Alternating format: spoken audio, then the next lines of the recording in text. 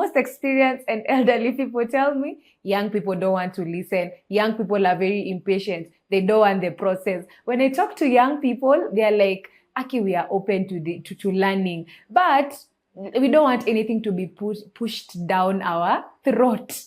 Mentorship is not about someone controlling your life. It is not superiority. It's not dependency. It's about someone helping you see what you may not yet see for yourself. So mentorship is not just about knowledge. No, it's really not about knowledge. You can get knowledge from books. But mentorship is about guidance. And that is what we need as young people. Whatever skill, whatever gift you have, be a diligent servant and use that gift. If God gave you 5, how are you using these 5 talents to cause transformation? Who challenges your thinking? If you're in a space where you're not being challenged, then if you're not growing, you're dying. You cannot do life alone. You just cannot. It's not about the skills. It goes beyond. You're watching unpacks podcast, where families get restored, transformed and healed. 'Cause he never ever lose a battle. He never ever lose a battle. God never ever lose a battle. He never ever lose a battle. You're watching unpacks podcast, where families get restored, transformed and healed. What's up, my people? Welcome to the Mind Pursuit podcast. I'm your host, Masin Zuki, the Mind Advocate. And we are starting off a new season where we talk about something that is very close to my heart, mentorship. I believe mentorship is something that we all need to do. So welcome to an exclusive episode between me and you. We refer to it as the Mind Advocates Corner. So feel free to put it on the comment section below. Any question you have, any comment, we will truly appreciate it. So let's take a deep dive. And by the way, while we are at it, remember to subscribe, share, tell a friend to tell a friend. You never know, you may help a soul. Wow. So it's going to be such a reflective episode because as Mercy, I believe in mentorship. I have been mentored. I am still being mentored. And I am also mentoring young people because I am passionate about it. So why mentorship? And let's talk about the mentorship gap because it's there. I meet very many young people who keep on telling me, oh, Mercy, we want to do something, but we don't know how to do it. And I meet the experienced and elderly people, for lack of a better word. And I'm like, hey, you're so like I have conversations with them and I'm like, you're so skilled. Could you like be able to support a young person? And the most experienced and elderly people tell me, young people don't want to listen. Young people are very impatient. They don't want the process. When I talk to young people, they're like, Aki, we are open to learning, but we don't want anything to be pushed down our throat. We don't want to be forced to do things that we don't want to do. We don't want to do things the way they've always been done. We want to bring in innovations and all that. So I realized that there is a mentorship gap. And as Mercy, I've been able to experience that mentorship gap as well because definitely we are evolving. What Michelle Obama says, we are all becoming. Like that question of, when you grow up, what do you really want to be? That's a question that I was asked when I was young, growing up. I didn't know. You know, I remember saying I wanted to become a detective. Am I a detective today? Of course not. But it had some truth in it because I analyze people, for a living. Like, I'm able to look at somebody's behavior and I'm able to through that guide the person in terms of understanding more about themselves. So does it have some detective tips in it? I will say, of course, yes. So just as I have said, people are navigating life without guidance. Many young people have access to information, but very few have access to guidance. And that is why we have this burden. We have young people really getting lost in drugs and substance use, in promiscuity, in so many negative things that they are doing in life because they lack guidance.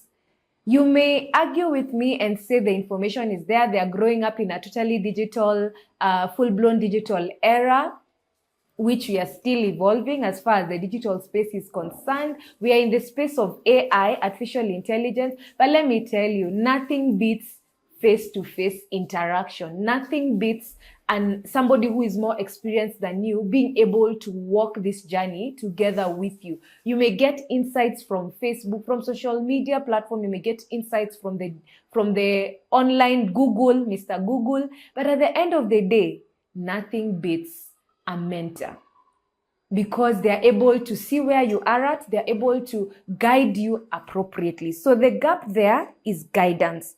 And why is there like that mentorship gap?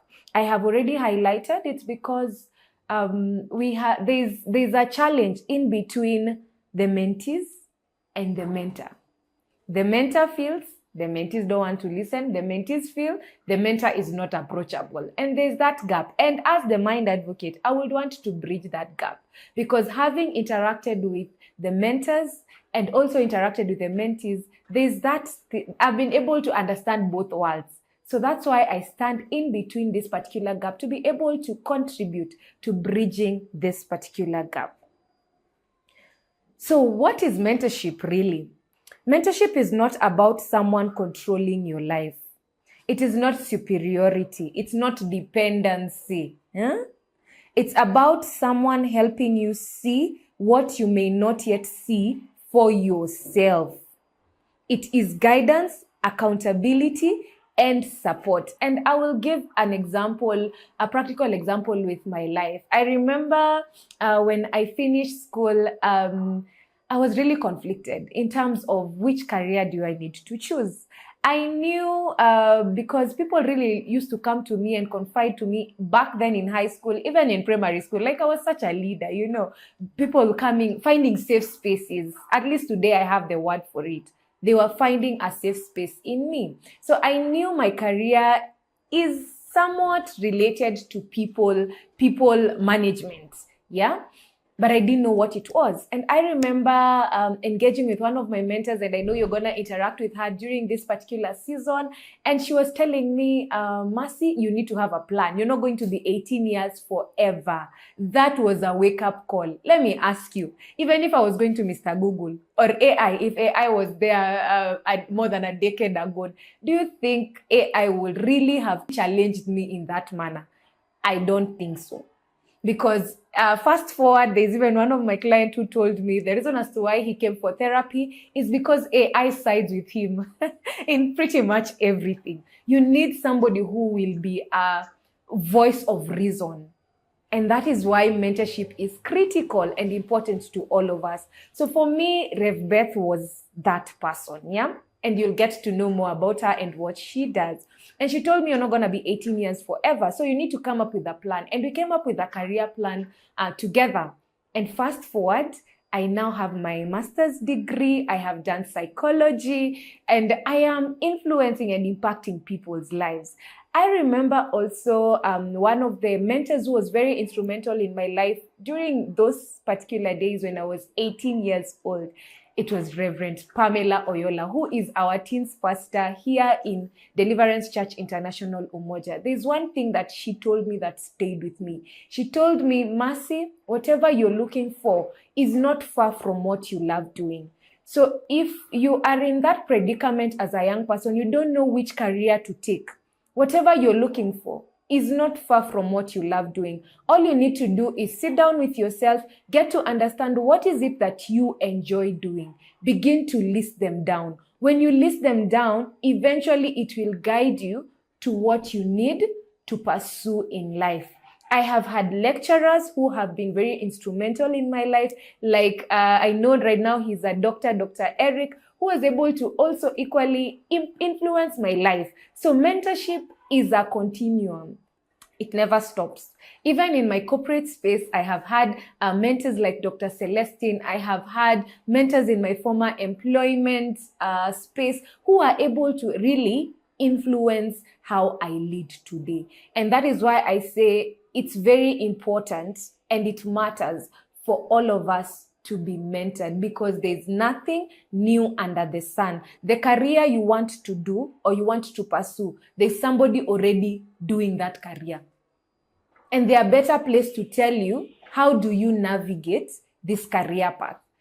Whatever kind of relationship, because you're in that space. I'm speaking to young people between the ages of 24 to 35. And most of us are in that space where we are about to get married, or we've gotten married, we have children and all that. The people, the family, the couple that you envision to become, there's already some who are already in that space, and they've been able to navigate marriage and found a good place. It may not be the same as yours, because all marriages are unique, all relationships are unique, but you can be able to get 1 or 2, 3 things that can be able to help you better navigate. So I believe we understand the value of mentorship. You're watching Mind Pursuit Podcast. And for me, it's something that has really, I say that I step on the shoulders of my mentors. Like where I am today is because I am literally stepping on the shoulders of my mentors. I remember as I started my entrepreneurship journey, one of my mentors called Ruth was very instrumental in helping me in terms of navigating, and telling me how I need to how I need to organize my work and all that. And she has been very instrumental in my life. So yes, I am stepping on the shoulders of my mentors. One last thing I will say to just emphasize the importance of mentorship is the aspect of family and our parents. They are very, very instrumental in our journey. We may think as young people at times we know so much. But let me tell you, and I borrow it from one of the engagements that I was in 2013, when I first met the late Honorable Raila Odinga. He asked, we were a room full of leaders across the country, and he asked us one question: what is the difference between an old person and a young person? And all of us got it wrong. He told us the difference is the old person was once a young person, and the young person has never been old. So the challenge he was giving us as young upcoming leaders was, in as much as we have innovations, in as much as we want to do better, which is very remarkable, we need to listen to the old people, to the people who have walked ahead of us, to be able to understand what is it that has worked, so that we can ride on their experience, because their experience will give us speed as opposed to reinventing the wheel. That was a very fundamental insight that we were able to be given. And let me tell you, it has really impacted who I am, because I sit to understand from the people who have walked ahead of me, so that I'm able to learn and even apply some of the aspects that they've been able to share together with me.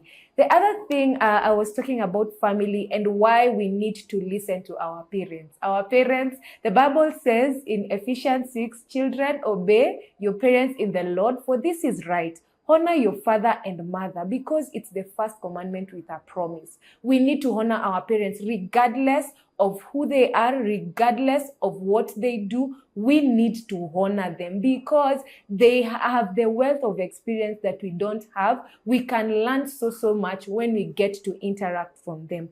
I remember still going back to when I was 18 years, still navigating which career to do. And I remember my mom telling me, I knew I wanted to do a psychology. Because I was like, psychology really resonates with me. And you know how I came to know about it? Because of a mentor. I came across somebody who had done psychology called Marvlin, who was explaining to me what it's all about. So it's being exposed and understanding what is it about, what does it entail, what is the cut mark for it, amongst others. But I remember my parents, especially my mom, refusing for me to do psychology because it was a course for old people. And truth be told, when I went to class for the first time, my God, I was the youngest. And let me tell you, the next person who was like in line in terms of age was way older. We're talking over 10 years. But I remember my mom telling me, you need to pick between development studies or public health. Fast forward, Anyway, before fast forward, I ended up doing development studies, and I have a venture that I run today called Deepco that was formed because of the connection between development studies and psychology. That connection. And somebody who helped me to understand there's a connection was one of my lecturers. So you can see my journey is full. Every print, every stage, there's always a mentor that is directing me, that is informing me. I remember also one of my mentors who told me, Mercy, don't look at education as the end goal. Look at it as a tool to cause impact. Wow, that has stayed with me until today.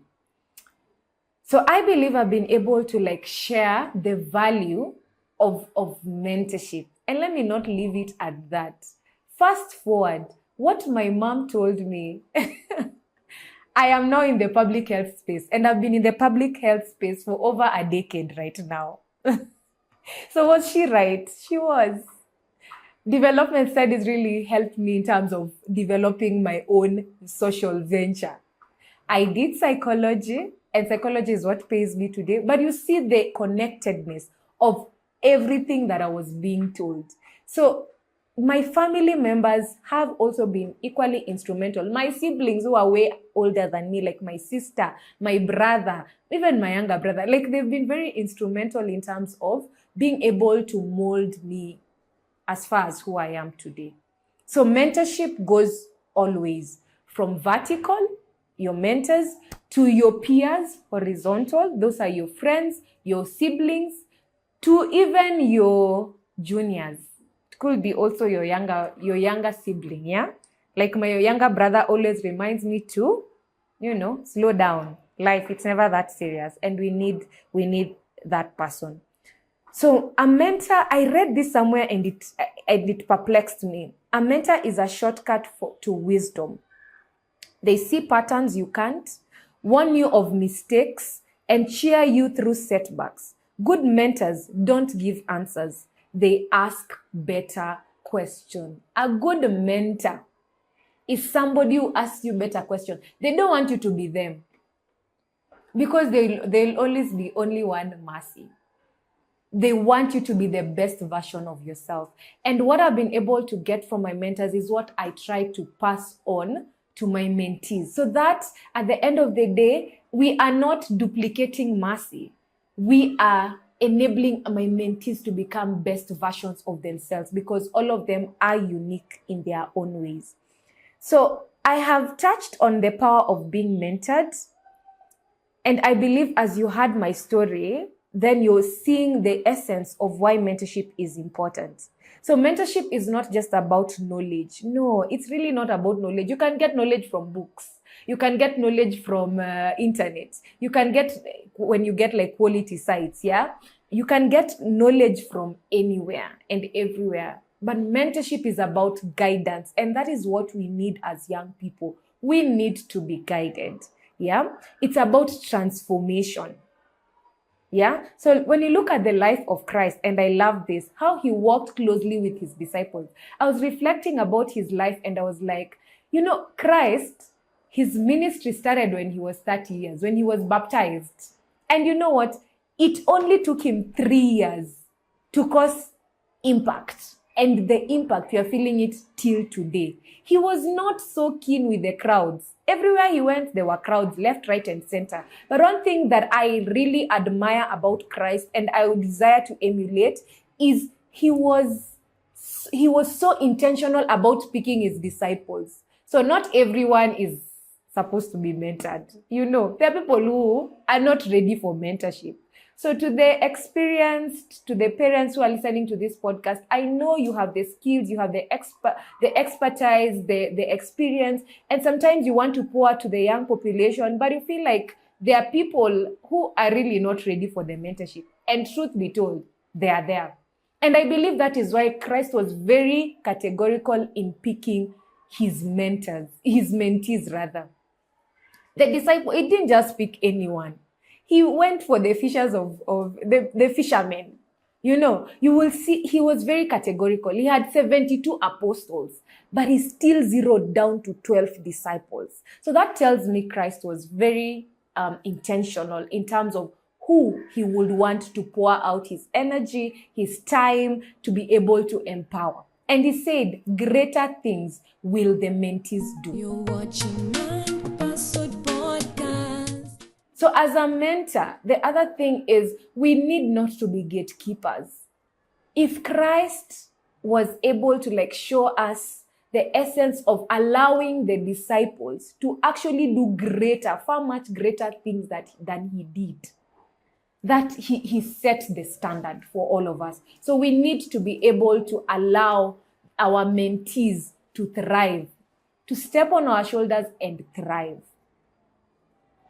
And we need to practice servant leadership, because that is exactly what Christ did. He practiced servant leadership. And through that, we are able to see how his impact is felt until today. So that is a challenge to even all of us. Even as I was looking at it, it's equally a challenge to me. Who am I discipling? I can't say I'm discipling 2 million people. It's not even realistic.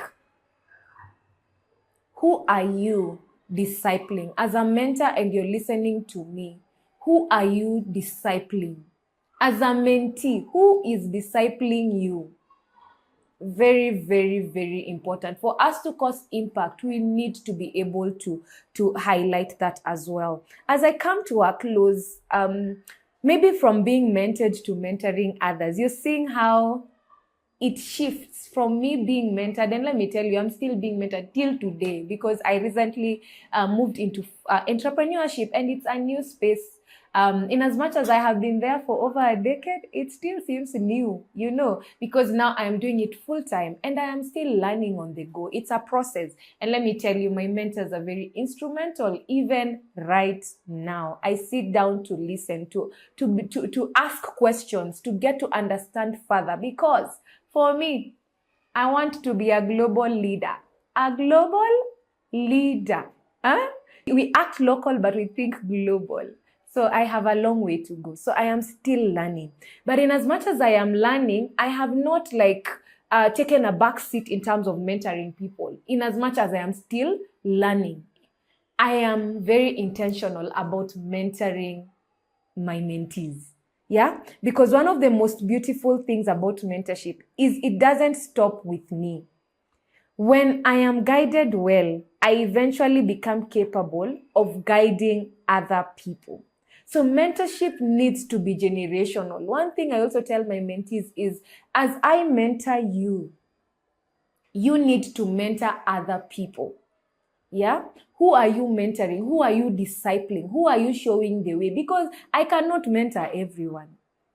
And not everyone will want to be mentored by me. But then at the end of the day, the people I'm mentoring, how are they translating that? How are they spending time with other people so that they can be able to ensure that this mentorship cycle continues? And that is the sole reason as to why I started a leadership space called the Powered Youth Leaders. We are young leaders influencing different spaces in this country and beyond. I am speaking by faith, and beyond. Yeah. And our vision is raising premium leaders for global impact. But the people in the Powered Youth Leaders, they are like 20-something, 22 or 23 of us. How are we able to equally mentor other people outside the space that we are in, so that at the end of the day, we create a ripple effect? And I believe that way we will be able to cause transformation. The other reason as to why I also created a social venture called Deepco that focuses on influencing or equipping children, teens, and young adults between the ages of 3 to 24 years with emotional intelligence, life skills, and leadership capacity for them to be able to thrive, while also supporting their parents with mental health information, so that together we can be able to thrive. One of the services that we offer in Deepco is mastermind mentorship. And as we speak today, we have the very first cohort of 10 young people. We call them the dynamic creators, because they are young people between the ages of 20 to 24 years. And you know what I am doing intentionally is influencing their lives. so that because they are coming from different counties in this country, they can equally cause that impact to the people who look up to them. And at the end of the day, we have the ripple effect. So you see, as I tell you, mentorship is generational. I am also very intentional in ensuring that I cause that impact and ensure that it becomes generational, learning from our best person, who is Christ. And even through this conversation is a way in which I am mentoring people. So whatever skill, whatever gift you have, be a diligent servant and use that gift. If God gave you 5, we go back to the parable of the talents. If God gave you 5 talents, how are you using these 5 talents to cause transformation? If God gave you 2 talents, how are you using it to cause transformation? If God gave you that 1 talent, do not look down on it, because it's that 1 talent is what you need to use to cause transformation. So what are you doing with what you have in order for you to be able to cause transformation? Feel free to put on the comment section below, what is it that you're doing with the gift you have to cause transformation? So as we begin this mentorship series on the Mind Pursuit podcast, I would want to leave you with a few reflections. 1, who is speaking to your life? Who is speaking to your life? 2, who challenges your thinking? If you're in a space where you're not being challenged, then if you're not growing, you're dying. That's why I really encourage you to also read books. Yeah, because leaders are always readers. If you're not growing, you're dying. So who challenges you to become better? Very important. And that also goes even to the spaces of worship. Where do you fellowship? Where do you worship? Do they challenge you to become better, a better Christian? Do they? Where you are in school, do they challenge the circle of friends that you have? Do they challenge you to become better? Are you able to approach your lecturers and ask candid questions in line with your career path? Within your family setups, are you able to approach your parents, your siblings, to be able to ask them questions that are going to help you better navigate your journey? Very, very important. You cannot do life alone. You just cannot. It's not about the skills. It goes beyond. It's not only the skills that you need. Let me tell you, for me personally, where I am today, it wasn't only about papers. And it's important to get papers. It's an entry level to get. Papers give you an entry level in the marketplace. But it goes beyond papers. To who do you know? In terms of, have you networked well with people? I say, and this I borrowed from somewhere, it's not your fault where you are born, but it will for sure be your fault where you end up. Please reflect on that and be intentional. Don't say, I am coming from the village. How will I know people? Oh, I am coming from the least of the... Don't be like Gideon in the Bible, who God was calling him the mighty man of valor. And yet he was saying, oh, I am the least among the least. God knows you. God knows the reason as to why he brought you in that particular family. He says before you were formed in your mother's womb, he knew you and he predestined you for greatness. So you need to stop looking down on yourself. 1 Timothy, 4:12. Don't look down on yourself because you're young, but you need to set an example in speech, in conduct, in purity, in faith, in love. Set an example to all of us. So who challenges your thinking? You're watching Mind Pursuit Podcast. Number 3, who celebrates your growth? Me, I know like there are mentors that will reach out and tell them, by the way, there is this and this that is happening, and they will really celebrate my growth. They're like, Mercy, you're doing well. Now you need to do better. Who celebrates your growth? I know for me, my family members, they will celebrate my growth. So who celebrates your growth? If you are around mentors who are always they just want you to do their work for them, and they are not pushing you to become better version of yourself, there's a problem. You need to be around somebody who celebrates you, somebody who challenges you, and who might be looking up to you right now, because you always have something to offer. Who might be looking up to you right now. Don't say at because you've not gone to university, you don't have anything to offer. You have something to offer. All of us have something to offer. So the question is, who might be looking up to you right now? And how are you able to pour into the people who are looking up to you? So to give a summary: 1, who is speaking into your life; 2, who challenges your thinking; 3, who celebrates your growth; 4, who might be looking up to you right now. Because mentorship is not just about success. It's about becoming the person you were meant to be. Mentorship is not just about success. It's about becoming the person you were meant to be. So in this series, you're going to explore a lot about mentorship. We're going to equally explore about friendship. And the same questions I've asked about your mentors. Your friends need to challenge you. They need to celebrate you. And you need to ask, what value are you adding in their lives? And what value are they adding to yours? Very, very important. You can learn from anyone. You can learn from the young people. You can learn from the most experienced and elderly people. You can learn. Learning never stops. If we open up our minds to be able to grasp and learn, I believe you're going to be the best version of yourself. Because as I leave you with, there are 2 kinds of mindsets. We have 1, the open mindset, and 2, the closed mindset. The closed mindset never wants to learn. They are like, oh, I can do it by myself. Oh, I am so smart. YOLO. Living life by yourself. Living life once.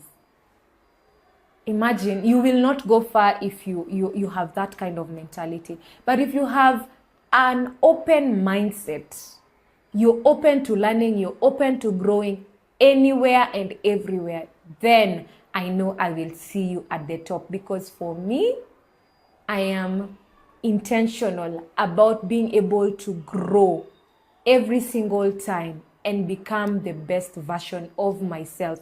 And I would really be proud to see you thrive and become the best version of yourself, because it is the desire of God for us to be able to arise and shine, because our light has come. Do not put that light under the bed. Shine, arise and shine. So if you are looking down on yourself, let this be a sign to you that you need to arise and shine. I hope you are going to be blessed and continue to be impacted even as you watch the mentorship series, and be able to apply the nuggets that you're able to get from these mentorship conversations. And I know with all that, I will see you at the top, and you're going to dominate, because dominance is not for specific people. It's for all of us. The Bible says, because I will quote the Bible a lot because it's the basic principles. It's what I use to guide me as I navigate this life. Christ is the core of my being. Yeah? And for you to be able to navigate this life, I will invite you to also know Christ. Know the Lord, because it's only the Lord who knows what He has put in you. He knows you before you were formed in your mother's womb. He knows your purpose. So have a relationship with Him for you to be able to know your purpose. And let me tell you, He told us you need to dominate. When He created everything, He said, dominate, rule over the earth. And I believe that's why our thumbprints are different across the globe.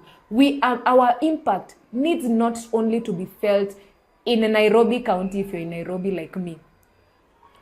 It needs not only to be felt in Kenya. It needs not only to be felt in Africa, but it needs to be felt in the globe, in the world. So the question is, what are you doing with yourself to ensure that you are dominating? For me, I am using my voice as a tool to be able to dominate. What is it that you will use? Just like Moses, God asked him, what do you have in your hand? And God used his rod to be able to rescue the Israelites from the land of captivity. God is asking you today, what is it that you have in your hand for you to be able to cause impact and multiplication and dominance? That's what I will leave you with. I hope you have learned a lot. Remember to subscribe, share, tell a friend to tell a friend. And before we wrap up, I just feel if you're here and you will want to give your life to Christ, imagine that's the best thing that you can do, because he's the only one who can direct you to your purpose. So I would want you to close your eyes and repeat this after me. Say, Lord Jesus, I come before you this morning or this afternoon. I accept that I am a sinner. Wash me, cleanse me. I want you to write my name in the book of life and remove my name from the book of destruction. From today henceforth, I accept that I belong to you. I refuse to belong to the enemy, and I choose you. Guide my life. Increase in me as I decrease in you. And take over my life to the glory and to the honor of your name. Amen. That is the best decision that you have made for your life. I know with Christ, success is assured. Begin to believe him. The book that I will leave you with to learn as you start this journey is the Bible. Get the Bible and begin to read. You can start even with the book of Luke. Begin to read the word of God, and it will begin to replenish you and begin to help you identify the gifts that you have in your life. And I know your life will never be the same again. Feel free to also DM us if you've given your life to Christ, and we would want to even walk together with you so that you can be able to navigate this life. I hope you've learned a lot, and I will see you on the next episode. Adios.